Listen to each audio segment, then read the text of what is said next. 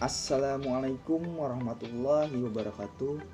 Yang sama-sama kami hormati kepada Ibu dosen pengampu aplikasi komputer, Ibu Dr. Nur Hafijah ST MPD, dan Ibu Wahdah Rafia Rafianti SSN MPD, dan teman-teman yang berbahagia. Kami dari kelompok 1 akan mempresentasikan hasil makalah kami tentang perkembangan TIK dan aplikasinya untuk anak SD selama pandemi COVID-19. Sebelum kita mulai presentasi ini, izinkan saya memperkenalkan nama saya dan teman-teman saya. Perkenalkan, nama saya M. Rifki Paujan sebagai moderator, dan teman-teman saya ada Adha Maharani, Fitri Augina Izmi, Nurleni Amawaddah, Rima Yanti, dan Sahifa Fitria.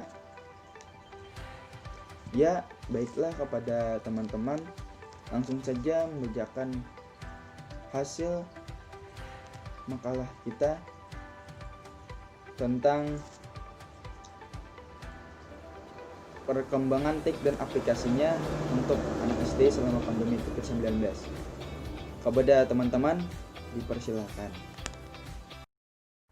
Saya di sini akan menyampaikan materi tentang definisi teknologi informasi dan komunikasi. Menurut William dan Sawyer, teknologi informasi didefinisikan sebagai teknologi yang menggabungkan komputer dengan jalur komunikasi kecepatan tinggi yang membawa data, suara, dan video. Definisi ini memperlihatkan bahwa dalam teknologi informasi pada dasarnya terdapat dua komponen utama, yaitu teknologi komputer dan teknologi komunikasi. Nah, teknologi komunikasi adalah teknologi yang berhubungan dengan komputer, termasuk peralatan yang berhubungan dengan komputer. Sedangkan teknologi komunikasi adalah teknologi yang berhubungan dengan perangkat komputer jarak jauh seperti televisi dan telepon. Definisi teknologi informasi yang lain dikemukakan oleh Nina Wesham. Menurutnya, teknologi informasi dapat dimaknai sebagai ilmu yang diperlukan untuk memenak informasi agar informasi tersebut dapat ditelusuri kembali dengan mudah dan akurat. Nah, isi ilmu tersebut dapat berupa prosedur dan teknik-teknik untuk menyimpan dan mengelola informasi secara efektif dan efisien. Berdasarkan dua definisi di atas, dapat disimpulkan bahwa teknologi informasi secara sederhana dapat dipandang sebagai ilmu yang diperlukan untuk mengelola informasi agar informasi tersebut dapat secara mudah dicari atau ditemukan kembali. Jadi, teknologi informasi dan komunikasi adalah beragam set alat teknologi dan sumber daya yang digunakan untuk berkomunikasi dan menciptakan, menyebarkan, menyimpan, dan mengelola informasi. Sekian penyampaian materi tentang definisi teknologi informasi dan komunikasi. Nah, materi selanjutnya akan disampaikan oleh teman-teman saya. Terima kasih. Baiklah, saya akan melanjutkan materi dari teman saya sebelumnya tentang perkembangan teknologi informasi dan komunikasi atau biasa disingkat dengan TIK. Segala aspek dalam kehidupan tidak bisa lepas dari yang namanya teknologi informasi dan komunikasi. Apalagi dalam dunia pendidikan, guru juga dituntut untuk memanfaatkan TIK dalam proses pembelajaran. Hal tersebut dijelaskan dalam Permendikbud nomor 37 tahun 2018 pasal 2A ayat 1 yang berbunyi, muatan informatika pada sekolah dasar atau madrasah ibtidaiyah dapat digunakan sebagai alat pembelajaran dan atau dipelajari melalui ekstrakurikuler dan atau muatan lokal. Fungsi penggunaan TIK dalam proses pembelajaran adalah sebagai alat bantu bagi siswa dalam proses pembelajaran dan alat bantu bagi guru dalam proses pembelajaran. Juga akan membuat tujuan pembelajaran tercapai secara maksimal. Oleh karena itu, pemanfaatan TIK dalam proses pendidikan perlu diiringi dengan pendidikan budaya dan karakter untuk mencegah dampak negatif yang bisa ditimbulkan. Jadi, seiring dengan perkembangan teknologi informasi dan komunikasi, akan timbul dampak negatif maupun positifnya. Jadi, peran kita sebagai orang tua maupun guru adalah tetap memantau anak-anak agar tetap berada di koridor yang sesuai dengan norma yang berada di masyarakat. Terima kasih. Materi selanjutnya akan disampaikan oleh teman saya. Assalamualaikum warahmatullahi wabarakatuh. Baiklah, saya akan melanjutkan materi yaitu pemanfaatan teknologi informasi dan komunikasi atau TIK pada masa pandemi. Mengantisipasi penularan virus tersebut, pemerintah telah mengeluarkan berbagai kebijakan seperti isolasi sosial dan physical distancing hingga pembatasan sosial berskala besar atau PSBB. Kondisi ini mengharuskan masyarakat untuk tetap stay at home, bekerja, beribadah, dan belajar di rumah. Kondisi demikian menuntut lembaga pendidikan untuk melakukan inovasi dalam proses pembelajaran. Salah satu bentuk inovasi tersebut ialah dengan melakukan pembelajaran secara online atau daring. Pada tanggal 24 Maret 2020, Menteri Pendidikan dan Kebudayaan Republik Indonesia mengeluarkan Surat Edaran Nomor 4 Tahun 2020 tentang pelaksanaan kebijakan pendidikan dalam masa darurat penyebaran COVID-19. Dalam surat edaran tersebut dijelaskan bahwa proses belajar dilaksanakan di rumah melalui pembelajaran daring, jarak jauh ataupun tatap muka, dilaksanakan untuk memberikan pengalaman belajar yang bermakna bagi siswa. Pembelajaran daring atau pembelajaran jarak jauh itu sendiri bertujuan untuk memenuhi standar pendidikan melalui pemanfaatan teknologi informasi dengan menggunakan perangkat komputer atau gadget yang saling terhubung antara siswa dan guru.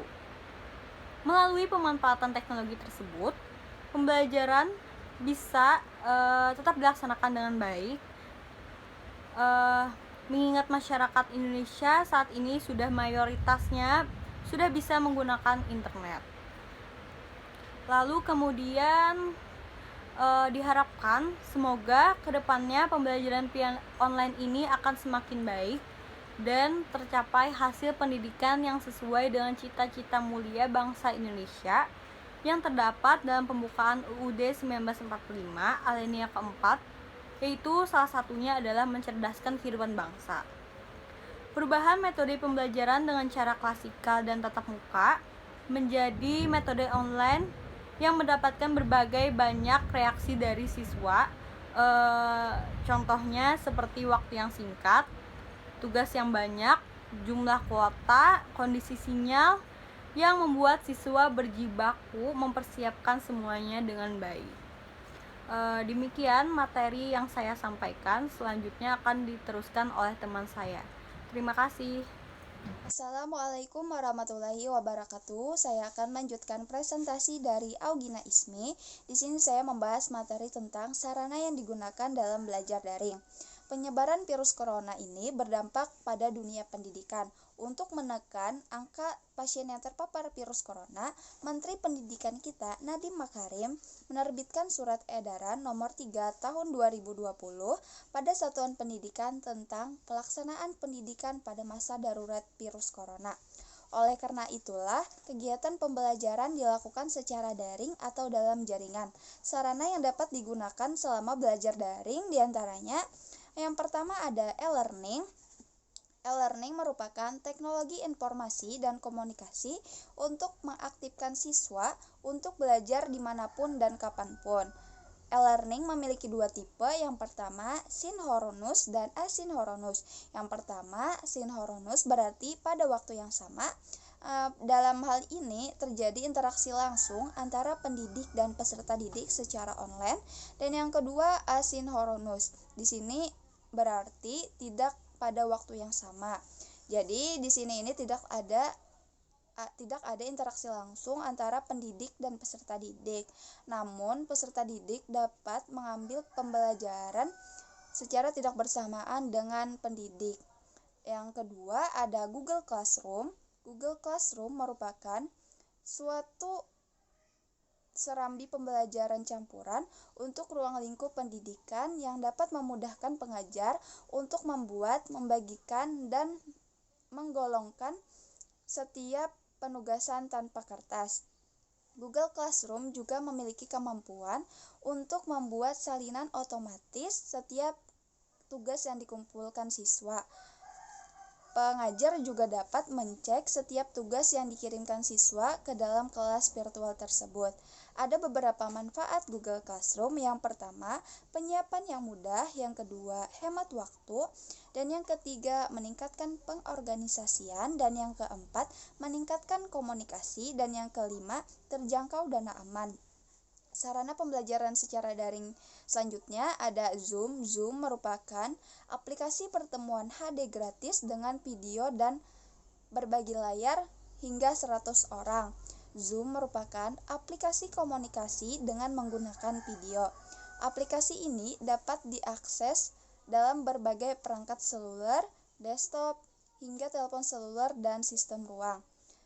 Dari 3 sarana yang telah saya jelaskan tadi, ada beberapa aplikasi yang dapat diakses siswa untuk menunjang pembelajarannya secara daring. Pemerintah sudah bekerja sama dengan beberapa aplikasi tersebut. Hal ini dilakukan pemerintah agar siswa lebih siap untuk melaksanakan pembelajaran secara daring. Beberapa aplikasi yang sudah bekerja sama dengan pemerintah itu adalah yang pertama, Meja Kita, Rumah Belajar, Sekolahmu, Genius, Kuiper, dan yang terakhir ada Ruang Guru. Sekian penjelasan dari saya. Wassalamualaikum warahmatullahi wabarakatuh. Baiklah, di sini saya akan melanjutkan materi mengenai langkah dalam perbaikan pembelajaran daring. Jadi, sebagaimana yang kita tahu itu kan sekarang ini kita masih di masa pandemi COVID-19, di mana kita diharuskan untuk menjadikan pembelajaran online itu sebagai sarana transformasi pendidikan kita. Jadi kemudian itu ada apa saja langkah yang dapat dilakukan untuk memperbaiki sistem pendidikan kita yang khususnya berjalan secara daring ini. Jadi untuk langkah-langkahnya itu diantaranya yang pertama adalah guru harus bisa mengajar jarak jauh yang notabene harus menggunakan teknologi. Jadi, kompetensi minimal TIK guru level 2 harus segera diwujudkan, termasuk kemampuan dalam membuat video conference dan membuat bahan ajar secara online. Kemudian, jika kompetensi guru sudah di level 2, maka guru akan menyiapkan sistem belajar, silabus, dan metode pembelajaran dengan pola belajar digital atau online. Nah, itu tadi langkah yang pertama. Ya, langkah yang kedua adalah pemakaian teknologi, juga tidak asal-asalan. Ada ilmu khusus agar pemanfaatan teknologi dapat menjadi alat mewujudkan tujuan pendidikan, yakni teknologi pendidikan atau TP.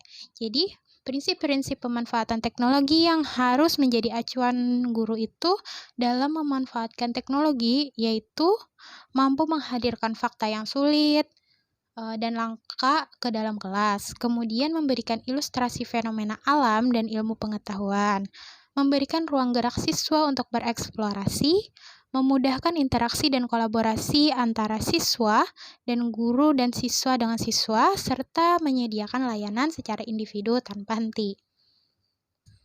Lalu langkah yang ketiga adalah pola pembelajaran daring harus menjadi bagian dari semua pembelajaran meskipun hanya sebagai komplement. Nah, di sini intinya guru itu harus membiasakan mengajar secara online. Kenapa? Karena pemberlakuan sistem belajar secara online yang mendadak itu akan membuat sebagian besar pendidik menjadi kaget. Bahkan siswanya juga kaget gitu kan. Kemudian ke depannya jadinya itu harus ada kebijakan perubahan sistem untuk pemberlakuan pembelajaran online dalam setiap mata pelajaran agar tidak terjadi yang kaget-kaget tadi. Kemudian langkah yang keempat itu guru harus mempunyai perlengkapan pembelajaran online. Nah, bagaimana kita bisa belajar online kalau tidak ada perlengkapannya kan? Nah, jadi minimal guru-guru itu setidaknya memiliki laptop atau alat-alat pendukung video conference. Langkah yang kelima atau langkah yang terakhir adalah ketimpangan infrastruktur digital antara kota besar dan daerah harus dijembatani dengan kebijakan teknologi afirmasi untuk daerah yang kekurangan. Jadi seperti akses internet itu harus juga diperluaskan supaya jangkauan aksesnya itu sebanyak mungkin sekolah, pendidik, dan siswa juga dapat merasakan manfaatnya. Jadi tidak hanya yang di daerah-daerah kota besar saja, agar pembelajaran secara daring dapat lebih mudah berjalan. Ya, jadi itu saja materi dari saya. Terima kasih. Wassalamualaikum warahmatullahi wabarakatuh. Kesimpulan presentasi ini adalah pandemi COVID-19 berdampak signifikan pada berbagai sektor, termasuk pada pembelajaran. Demi melakukan pencegahan penyebaran COVID-19, proses pembelajaran dilakukan dengan sistem pembelajaran jarak jauh. Pada pelaksanaan pembelajaran jarak jauh, pada masa pandemi COVID-19, teknologi dengan segala sistemnya menjadi kunci pelaksanaan pembelajaran yang mampu menjembatani interaksi, komunikasi, dan kolaborasi antara pengajar dan pembelajar yang tersekat jarak. Penggunaan teknologi informasi dan komunikasi selama pembelajaran jarak jauh pada masa pandemi COVID-19 akan mendorong pada peningkatan literasi teknologi yang menghasilkan kebiasaan-kebiasaan baru dalam proses pembelajaran di mana yang akan datang. Sekian presentasi dari kami. Mudah-mudahan apa yang kami sampaikan dapat bermanfaat bagi kita semua. Salah hilap mohon maaf. Wassalamualaikum warahmatullahi taala wabarakatuh.